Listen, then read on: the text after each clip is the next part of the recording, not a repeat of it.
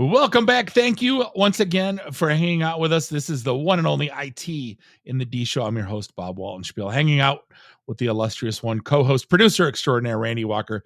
Guest this week, Tom Lawrence is in the house. We're going to be talking all things CrowdStrike. Fasten your seatbelts. This one is going to be a doozy. You can find us online, itinthed.com. Do us a favor, give us a like on the socials, subscribe to us everywhere fine podcasts are sold. Don't forget meetup.com/IT in the D. We got two more at Nancy Whiskey's in Detroit.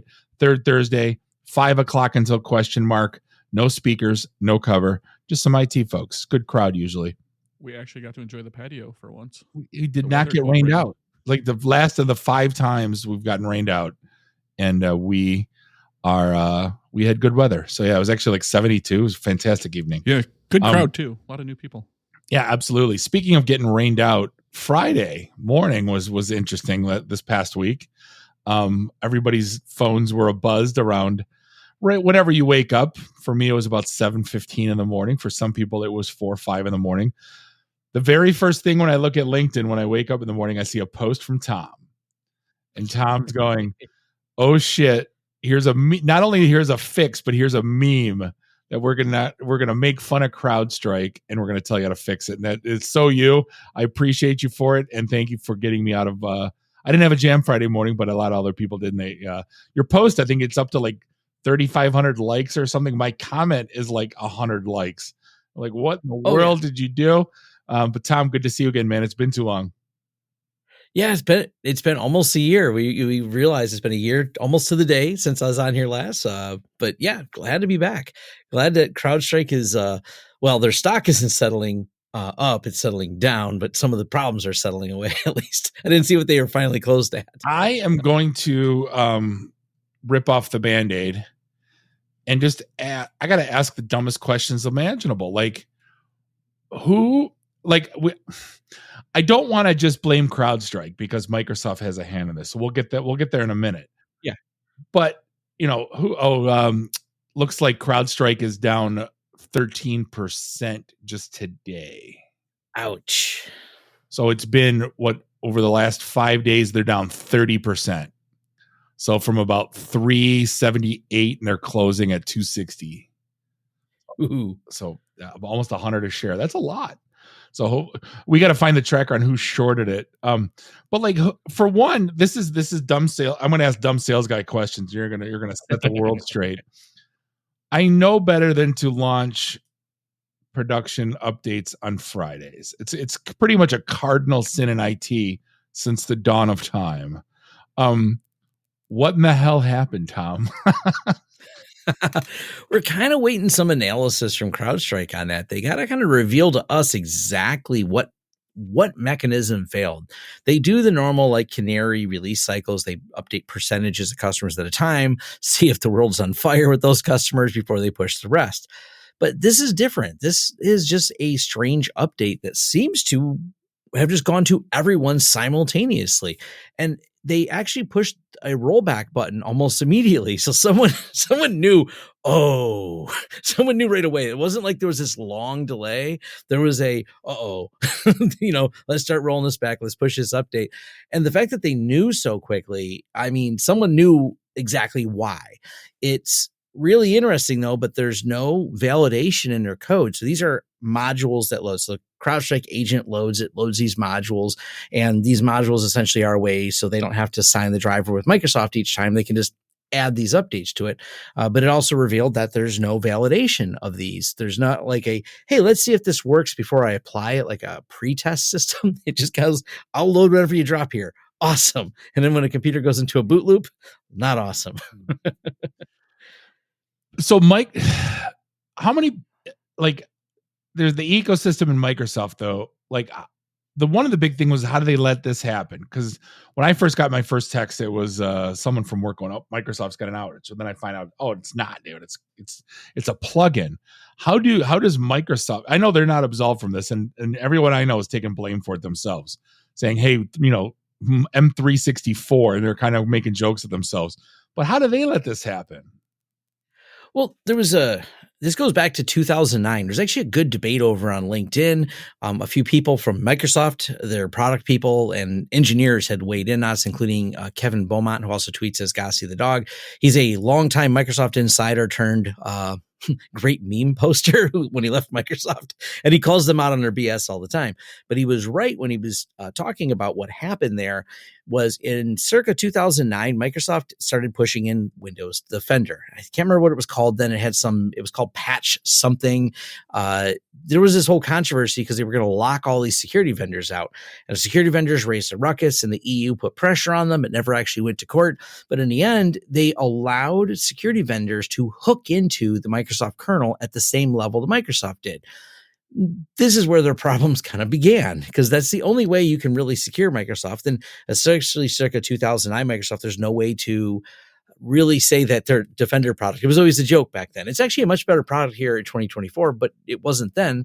So locking other security vendors out and making them interface with Microsoft security tooling wasn't going to make any security vendors happy. So Microsoft capitulated and said, fine, we know if we lock you out, we're going to end up in another antitrust suit. They already had several ongoing ones. So they said, fine, we'll let the kernel vendors in here. And overall, besides the almost a year later, McAfee having a false positive update in 2010, we haven't had any mass outage like that from a security vendor that loads in the kernel, at least no major one. I'm positive there's some small security vendor, some cheap AV company that's probably screwed this up, but not any of the big people involved in this game. The conspiracy theorist in me, because here's the thing: Defender is actually a viable product today. You kind of hit the nail on the head.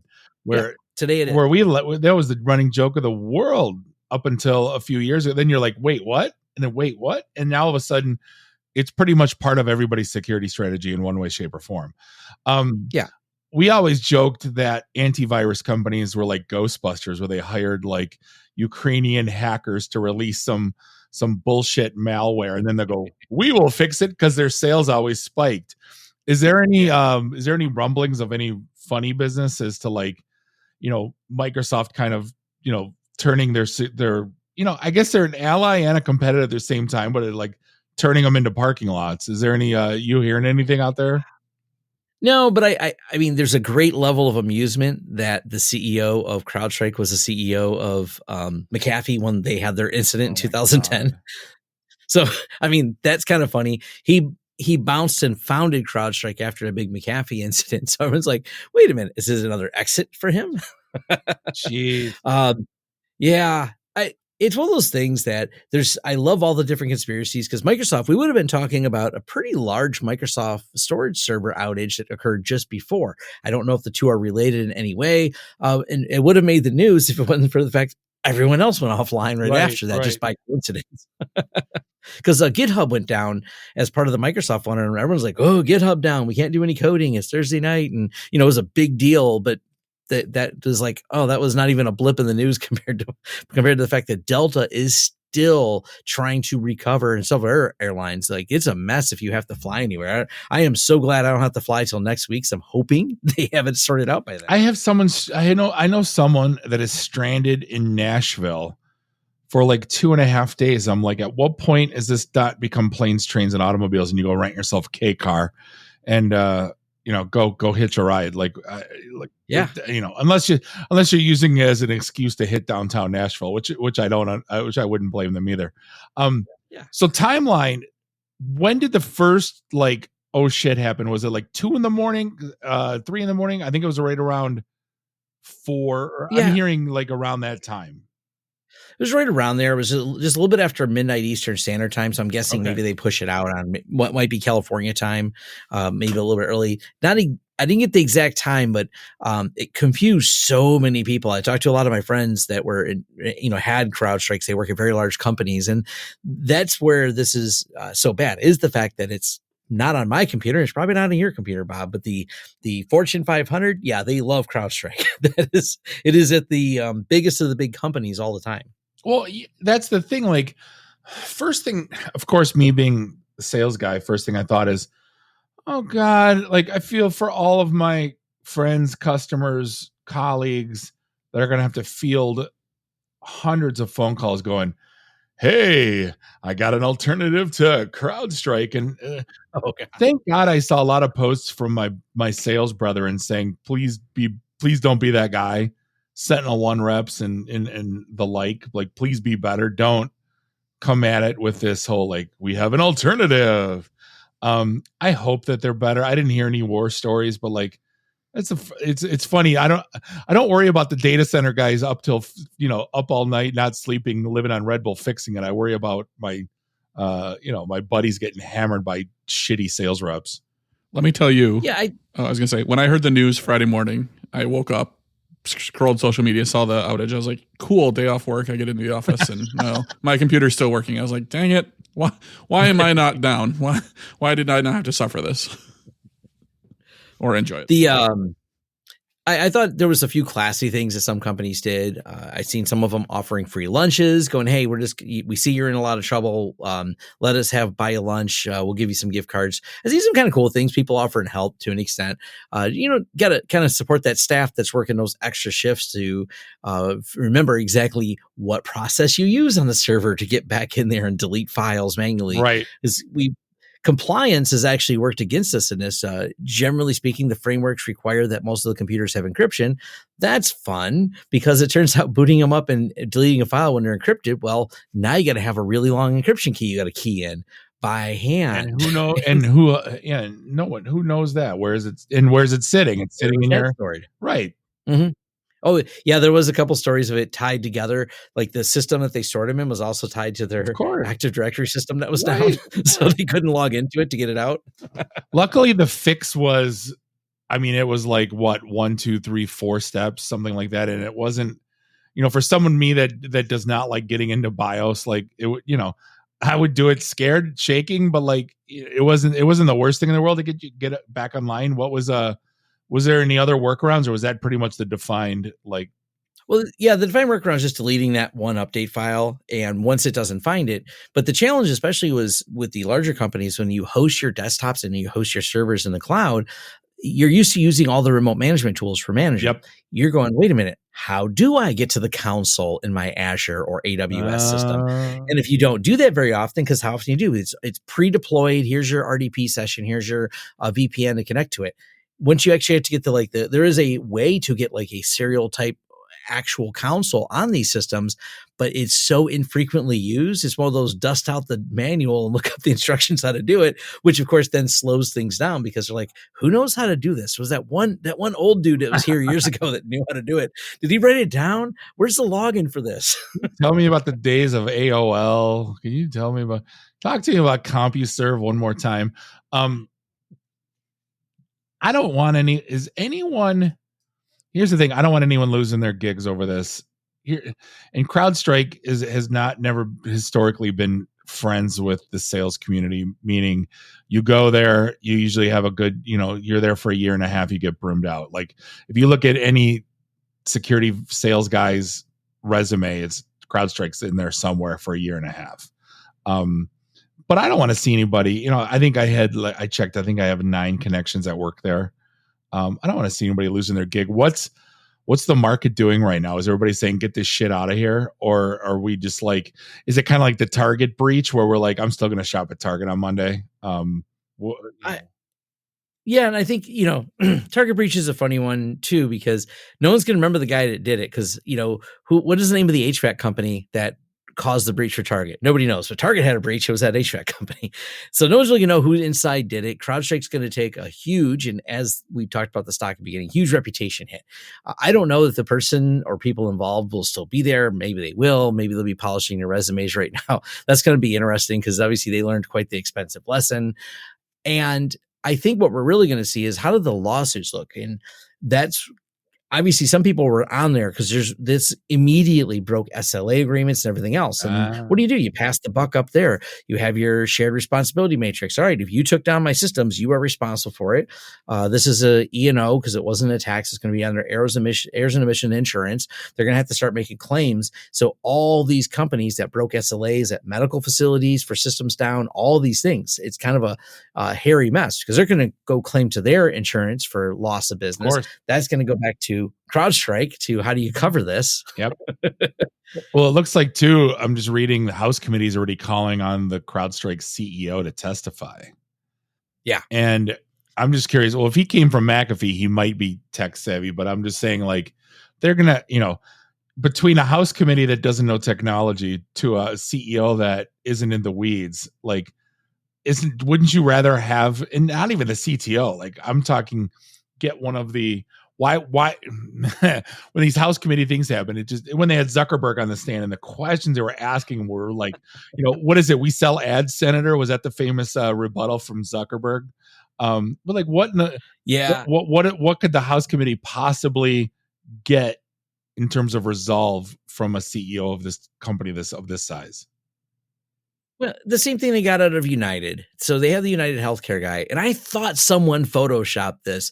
I seen us floating around on Twitter. It was an image of a senator holding and gesturing at a Hacking for Dummies book.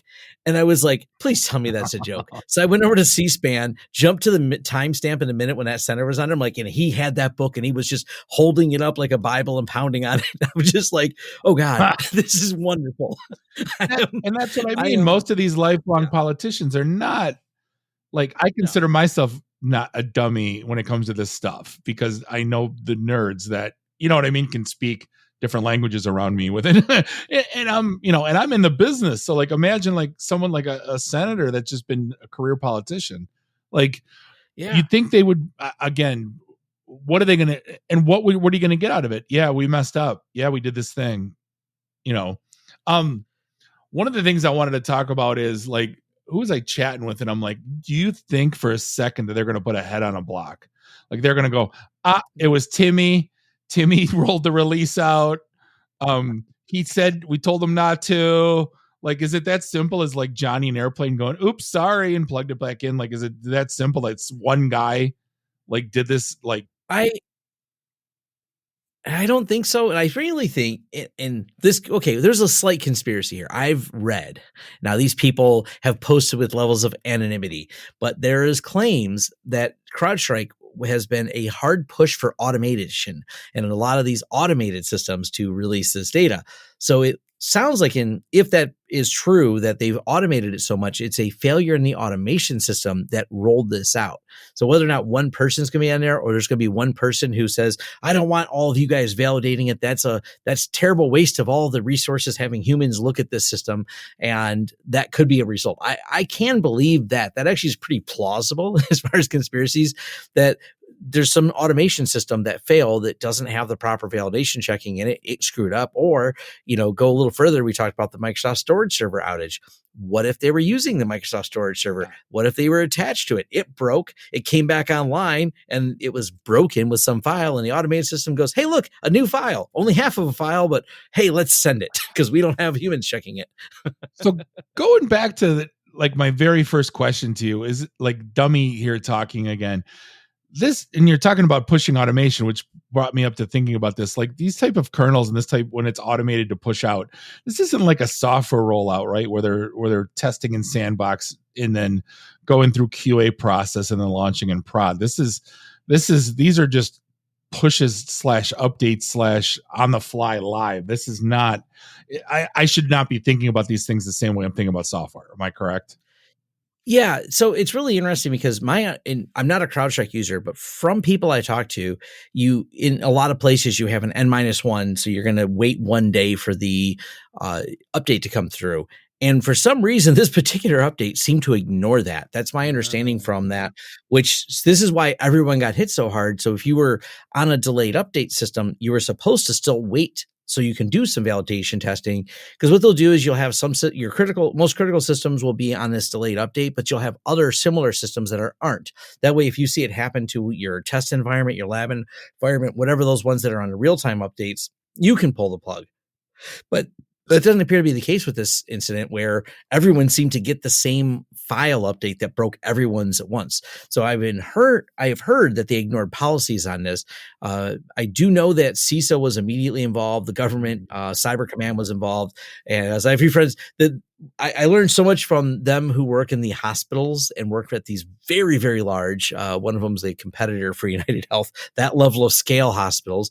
And he's got 250,000 endpoints he's responsible Oh for. my So God. yeah, so he's happy. They are not particularly. CrowdStrike was on their short list. They're not using it right now. Yeah, But they still took down ancillary systems of because course. these hospitals. Yeah, the hospitals is what he manages, but inside the hospitals, there's like your uh, different. What do you call those? The pill dispensaries, the labs, and everything that are done are like subsidiaries that connect to their network. A lot of them use CrowdStrike and NeighborDown. Jeez. I'm looking right now at r/programming. And did you watch the video as CrowdStrike IT outage explained by a Windows developer? Yeah, Dave is great. Dave Plummer. He explained the problem with the way things are in the kernel.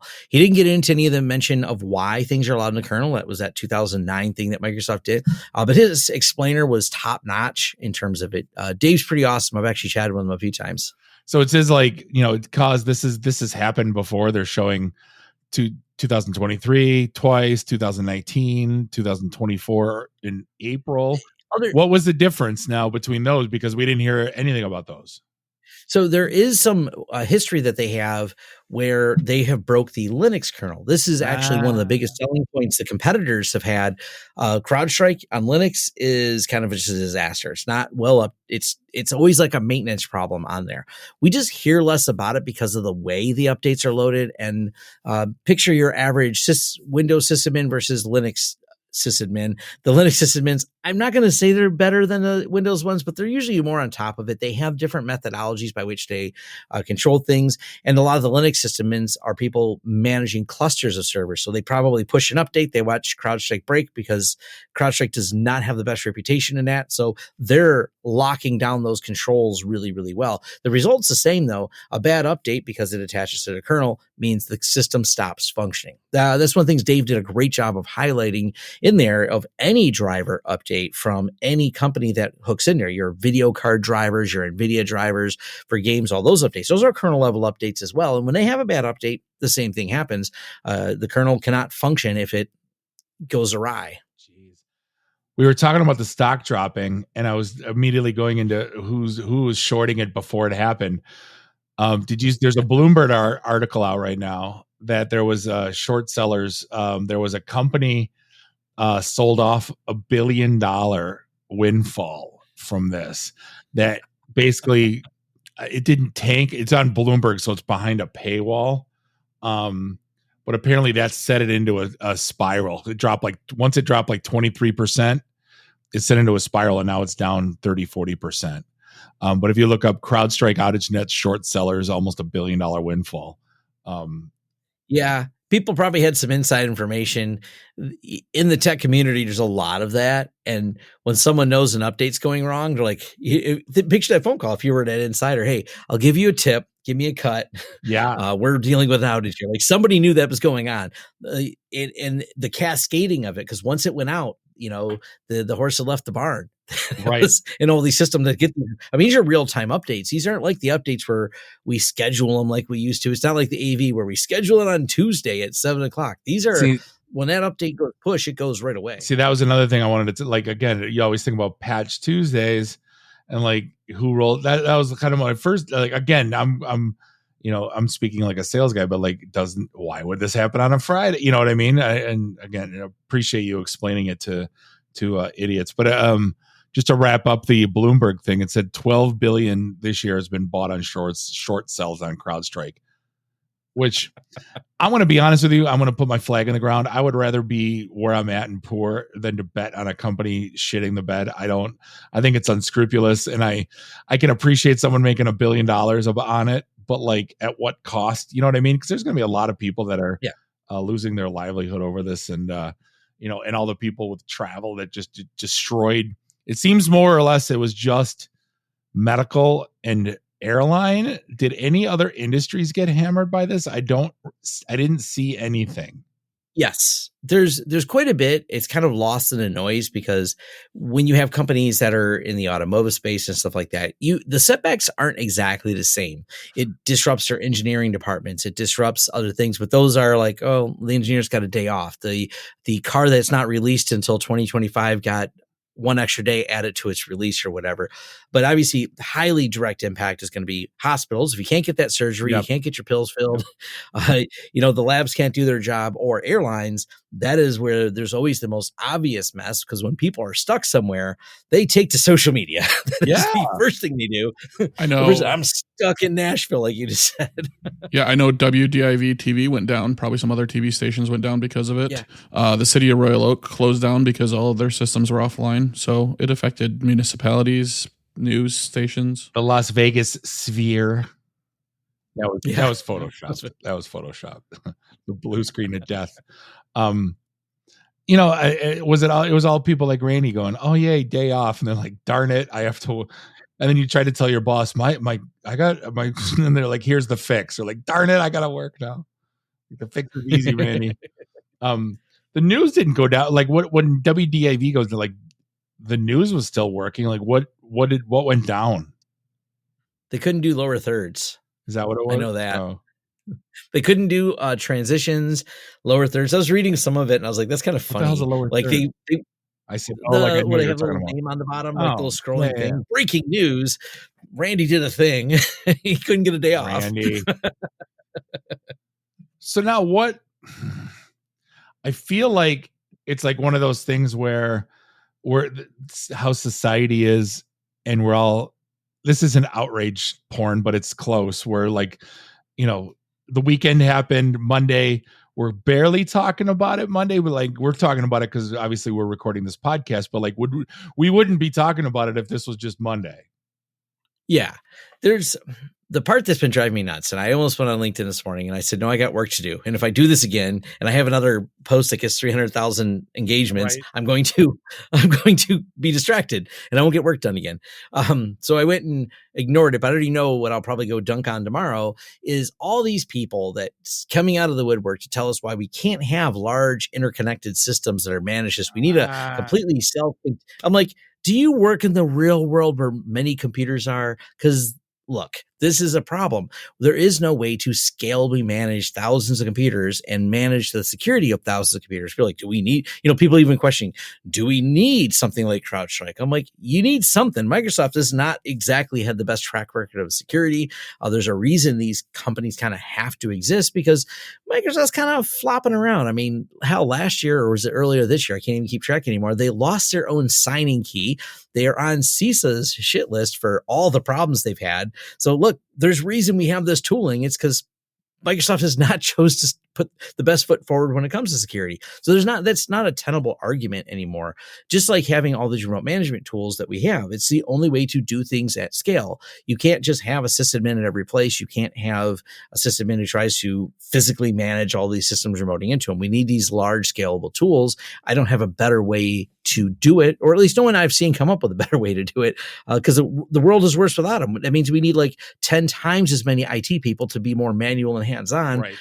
We kind of have a shortage now. I don't think we're going to get 10x the IT people to solve this problem. This is why these automation tools and the value of these companies goes up.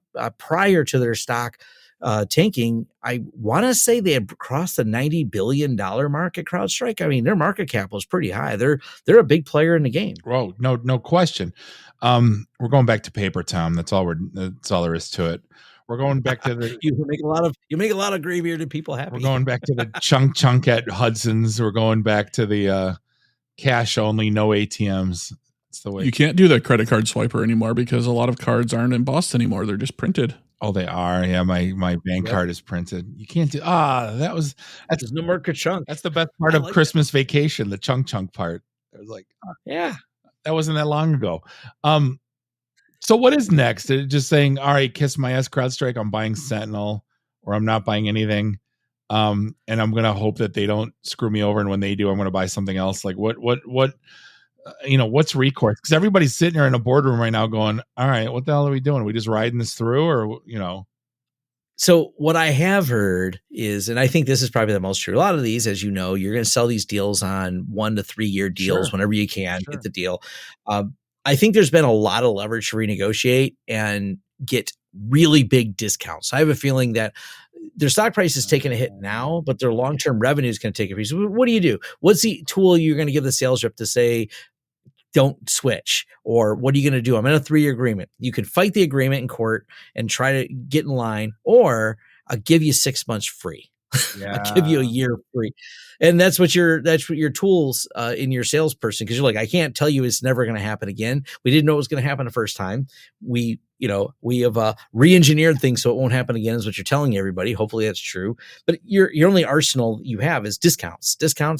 So you sign you're going to give away a ton. They're going to miss all their next quarter or a quarter after. They're going to miss all their revenue goals because they gave away so much product for free. Because, the reality is you want to keep that client base. The playing in that Fortune 500 space is a lucrative space to be in.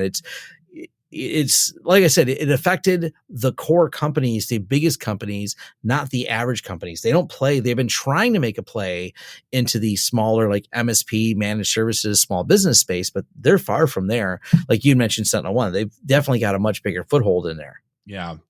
I'm just, again, I only fear that it's kind of like this news cycle that we're so easily swayed and something's going to happen and nobody's going to care. And it's going to just like the world just kind of froze for during your morning coffee and no one, and should it be bigger deal than what everybody's making, or is this the nothing burger that I fear that it already is? I think it's, it was we dusted out our recovery plans. All the sysadmins got a quick scare, figured out how to recover it. We will recover it. We will have it back. It's not like a hack, because the problem with the hack is you have to shut everything down and get forensic. And that is crazy, much more work. This is just get these drivers out. They sent a bad one. Once the systems are back up and running, they're validated. I don't have to hire an IR team. I don't have to file in my SEC papers that I had a security incident or anything like that. So it's going to be a lot. It's way easier to recover from. It's the news of the day, the meme of the day for sure. On Friday, it was amazing, the memes, because I asked everyone to share theirs. That's part of the reason it went so viral. We had a good laugh of it at all. But I'm sure something egregious will happen. Microsoft will get hacked again. Something stupid will happen. I mean, if you're into the, like, using Hyper-V, for example, it was just in February or March of this year that Microsoft had an update that destroyed everybody's Hyper-Vs. Yeah. And so, so it's like Microsoft's always got, hey, watch us, man. We got the clown makeup on. We're ready to entertain you again. All I know is, and we'll forget about CrowdStrike. Shout out to all the sysadmins who get to give the proverbial middle finger to their executive teams that think that their job's meaningless, and that brought all the systems back up and said, I am justified in my life here, whether you think so or not, Mr. CFO. So shout out to all the guys doing the hard work in the middle of the night. They I do. There was some fun posts on Reddit sysadmin. One of them, I think more than one of them like this, where, I used to work for this company and now my phone's blowing up. They decided to outsource everything. They have no on-prem people. They outsourced it overseas and told us we weren't needed anymore. Now the overseas people can't get into the systems because they won't boot, and they're calling us to come in. And I'm like, no, maybe, but there's a price. You got to prepay me some large, just have stacks of $100 bills for me. I would, and a whole letter about how I told you so while I'm doing this. I think they're undercutting. Like that's one of those things where, like, if that's not 5 figures, just, I'm not answering your call. Like, it's not even double or triple my rate. Like, no. Like, no, if you, because you probably saved millions by doing the move you made. Yep. So, you want to fix, like, pay me. Yeah. So those are fun to read, at least. So any part, I'm gonna cut you loose, Tom. Anything else that I missed, or any dumb questions I didn't ask that you want to? No. I think we got it. Like I said, we'll be making memes about some other egregious, stupid thing that's happened in tech by next week, I'm sure. Absolutely. Tom, always good seeing you, man. Tom Lawrence, you can find him on LinkedIn. He's probably your top 5 viral people. Your post was like, I looked twice and I'm like, oh my God, it's bananas how much traction, that little thing. I could tell because they were my stupid comment was getting traction. I'm like, wait a minute, if my comment's getting traction. But hey, The algorithm favored me. yeah, exactly. But yeah, we'll see you soon, man. It's been too long, and hopefully we'll catch up soon. We'll connect, have lunch, and maybe I'll make it to the next IT&D. It's been a minute. I got to make it out there. I look forward to it. And we're going to wrap things up for this episode of IT&D on behalf of Bob and Randy. Do us all a favor. Drink up your drinks. Get your phone numbers. You don't got to go home. You just got to get the hell out of here. Beat it.